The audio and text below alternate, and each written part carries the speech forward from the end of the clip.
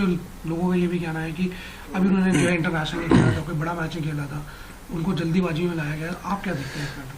ऋषभ पंत अच्छे खेल रहे थे। देखिए आईपीएल में जितना भी हमने देखा है, जो इंजरी हुई थी उससे बाहर आके ही लुक्ड फिट, कीपिंग बड़ी अच्छी करी है, बल्लेबाजी भी मतलब not at his best but ठीक ठाक बल्लेबाजी करी है। तो मुझे लगता है कि ठीक है, ये डिसीजन ठीक है। बट संजू जो है, संजू बहुत बढ़िया खेल रहे हैं। तो मैं तो देखना चाहूंगा कि संजू सैमसन जो है पहले उनको मौका दीजिए, क्योंकि वो लगातार अच्छा प्रदर्शन कर रहे हैं। और ये संजू अब वो पुराने वाले नहीं है कि जो 30-35 बना रहे हैं, 70-80 बना रहे हैं।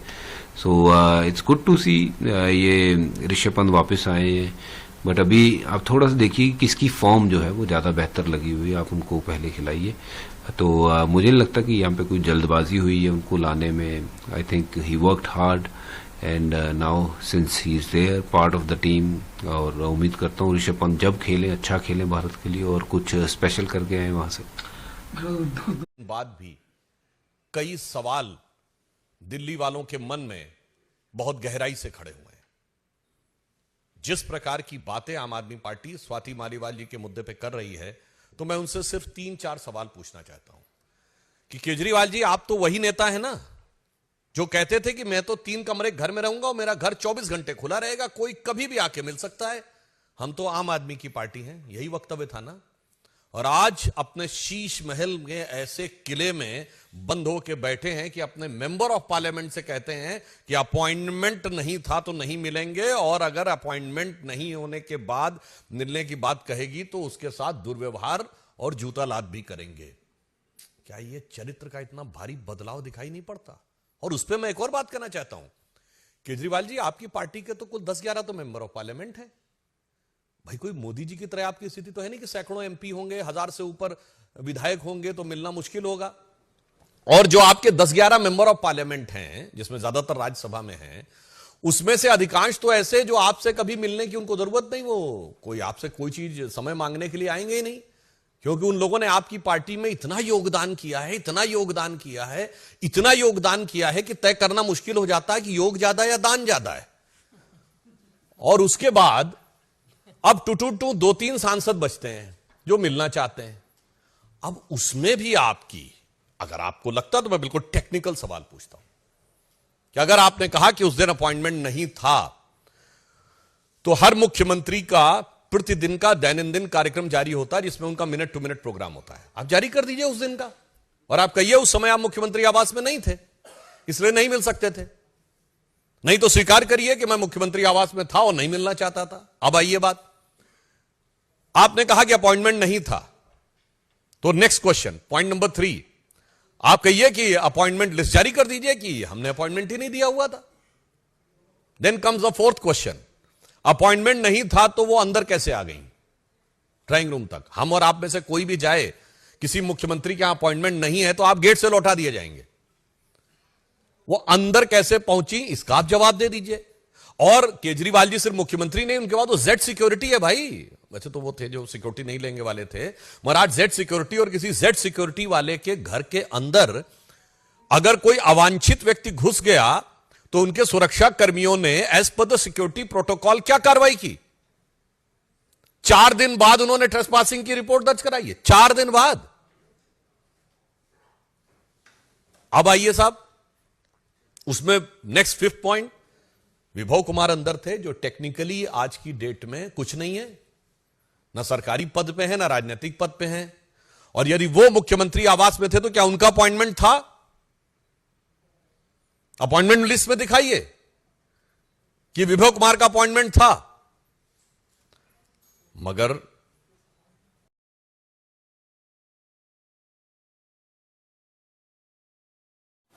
दूसरी बात आज मैं करना चाहता हूं, कल अमित शाह जी दिल्ली आए थे और दिल्ली आकर उनकी सभा में बताया जाता है, जो लोग वहां मौजूद थे 500 से भी कम लोग थे, और दिल्ली आकर उन्होंने देश के लोगों को अनर्गल गाली गलौज करना चालू किया, जनता को गाली देने लगे। उन्होंने कहा कि आम आदमी पार्टी के सपोर्टर पाकिस्तानी हैं। मैं उनसे पूछना चाहता हूं, दिल्ली के लोगों ने हमें 62 सीट 56% वोट शेयर देके सरकार बनाई है, क्या दिल्ली के लोग पाकिस्तानी हैं? पंजाब के लोगों ने हमें 117 में से 92 सीट्स देके सरकार बनाई है, क्या पंजाब के लोग पाकिस्तानी हैं? गुजरात के लोगों ने हमें 14% वोट दिया, क्या गुजरात के भी लोग पाकिस्तानी हैं? गोवा के लोगों ने हमें प्यार दिया, विश्वास दिया, क्या गोवा के लोग भी पाकिस्तानी हैं?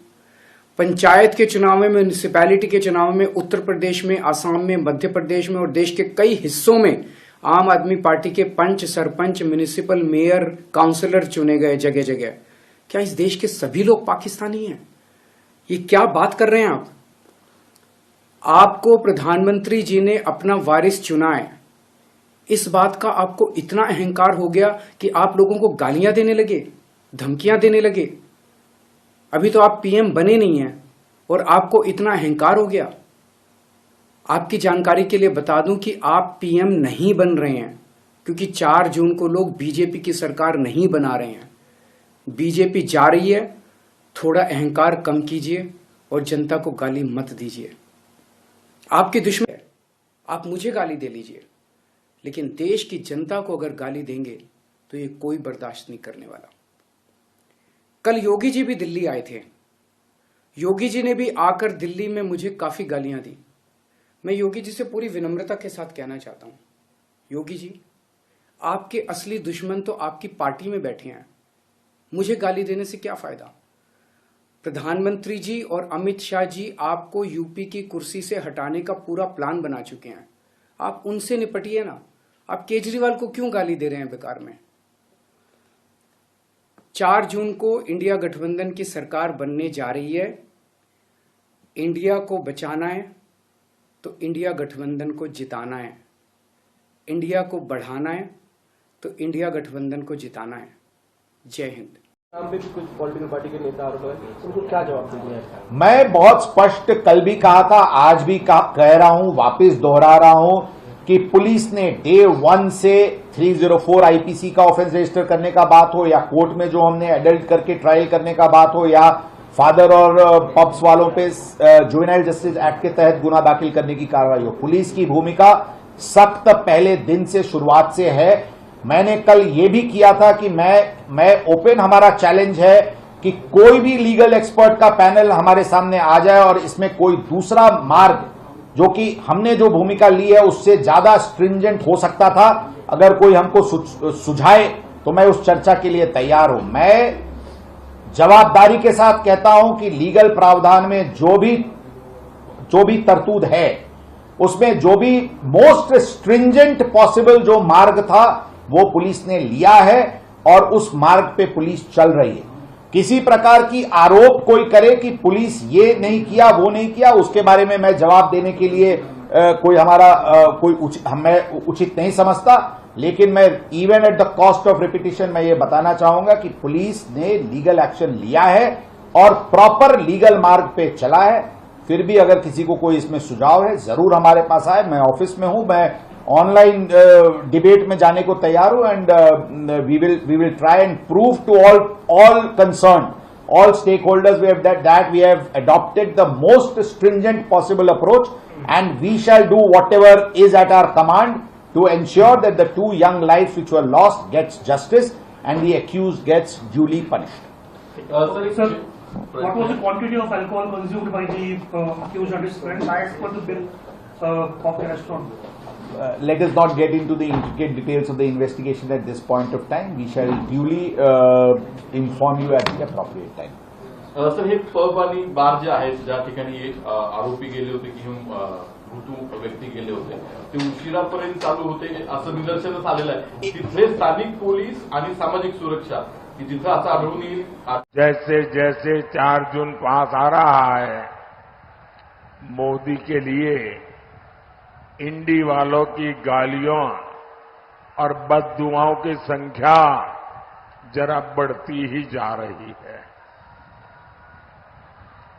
इनसे बर्दाश्त नहीं हो रहा कि मोदी को देश की जनता अगले 5 साल के लिए फिर से चुनने जा रही है।